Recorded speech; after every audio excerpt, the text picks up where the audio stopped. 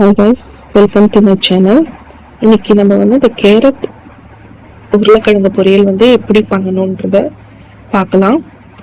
அதுக்கு தேவையான பொருட்கள் இவ்வளவுதான். ரொம்ப சிம்பிளா நம்ம எப்படி செய்யறதுன்றத நம்ம பார்க்கலாம்.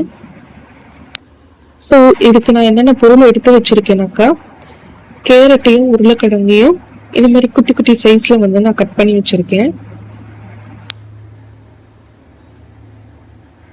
அதுக்கப்புறம் மஞ்சத்தூள் கொஞ்சம், கடுகு தாளிக்க கடுகு, பெப்பர் பவுடர் நான் வச்சிருக்கேன்.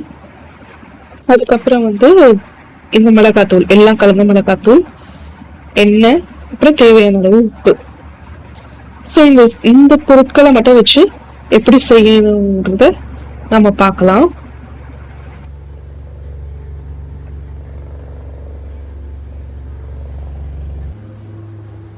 ஸோ ஒரு கடாய் வச்சுக்கலாம். ஸோ கடாய் ஹீட் ஆனதும் நம்ம இதில் எண்ணெயை சேர்த்துக்கலாம்.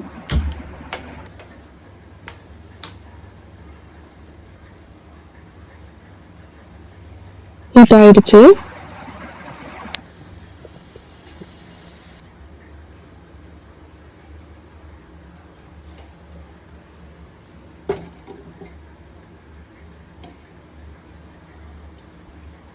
இப்போ நம்ம 2 டேபிள் ஸ்பூன் அளவுக்கு எண்ணெயை சேர்த்துக்கலாம்.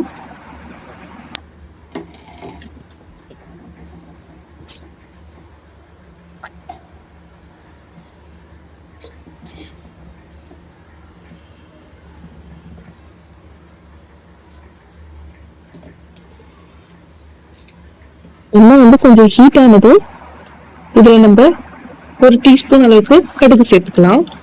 கடுகு நல்லா பொரிஞ்சதும், ஹீட்ல பொரிஞ்சிருச்சு சீக்கிரமா. பொரிஞ்சதும் நம்ம இதை கட் பண்ணி கழுவி வச்சிருக்கேன் இந்த கேரட் உருளைக்கிழங்கை நம்ம இதுல சேர்த்துக்கலாம். ரொம்ப சிம்பிள். நீங்க இந்த வெஜிடபிள்ஸ் போடுறதுக்கு முன்னாடி ஒரு பூண்டு தோலோட நம்ம தட்டி சேர்த்துக்கிட்டாலும் இந்த பொரியல் ரொம்ப மணமாவும் இருக்கும், நல்ல டேஸ்டாவும் இருக்கும். வேணாலும் நீங்க சேர்த்துக்கலாம். இதே மாதிரி நீங்க நிறைய வெஜிடபிள்ஸோடய நம்ம இந்த செஞ்சு சாப்பிடலாம். இதே ஃபார்முலா தான், பட் வெஜிடபிள்ஸ் மட்டும் நம்ம வேற போட்டு சாப்பிட்ற மாதிரி இருக்கும். நல்லா டேஸ்டாவும் இருந்துச்சு நாங்க சாப்பிடும்போது.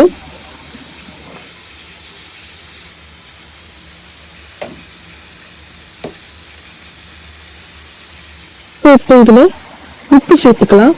அப்ப கொஞ்சம் வதங்குறதுக்கு ஈஸியா இருக்கும்.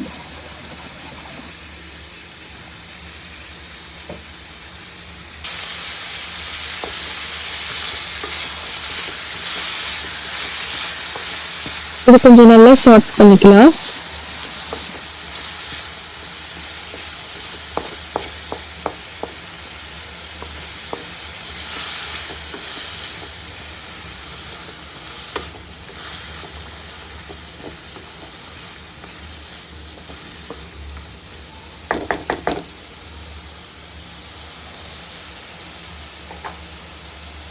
கொஞ்ச நேரம் இந்த ஆயிலே இது ஃப்ரை ஆகணும்.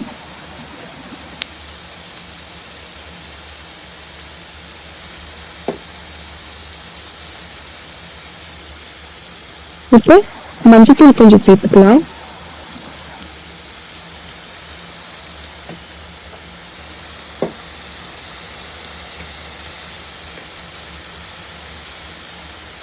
இது கூட மிளகாத்தூள் உங்க காரத்துக்கு ஏற்ற மாதிரி நீங்க சேர்த்துக்கோங்க. நான் ஒரு டேபிள் ஸ்பூன் அளவுக்கு நான் சேர்த்திருக்கேன். பெப்பர் பவுடர் இது 1 டீஸ்பூன் அளவுக்கு. ரொம்ப போட்டுற வேண்டாம் பெப்பர். இப்ப லைட்டா தண்ணி ஊத்திக்கலாம், ஏன்னா அது கொஞ்சம் வேகிறதுக்காக நம்ம தண்ணி சேர்த்துக்கிறோம். இப்ப இதை நல்லா மிக்ஸ் பண்ணிக்கலாம். இந்த தண்ணி லைட்டா வத்துற அளவுக்கு நம்ம இதை வேக வச்சா போதும். ஏன்னா உருளைக்கிழங்கு சின்ன சின்ன பீஸா இருக்கிறதுனால சீக்கிரம் வந்துடும். அதேதான் கேரட்டும் சீக்கிரம் வந்துடும். இப்ப நம்ம மூடி போட்டு வேக வச்சுக்கலாம். ஒரு 10 to 15 மினிட்ஸ் கிட்ட வச்சா போதும். அது நல்லாவே குக் ஆயிடும். மீடியம் ஃப்ளேம்ல குக் பண்ணுங்க. அதிகமா வச்சு குக் பண்ணீங்கன்னாக்கா அப்புறம் கருகி போயிடும்.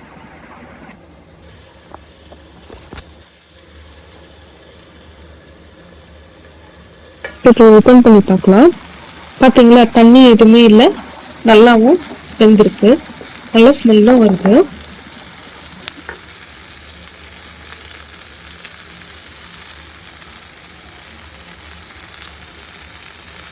சூடா இருக்கு, அதனால பிடிக்க முடியல. பாருங்க, நல்லாவே வெந்திருக்கு.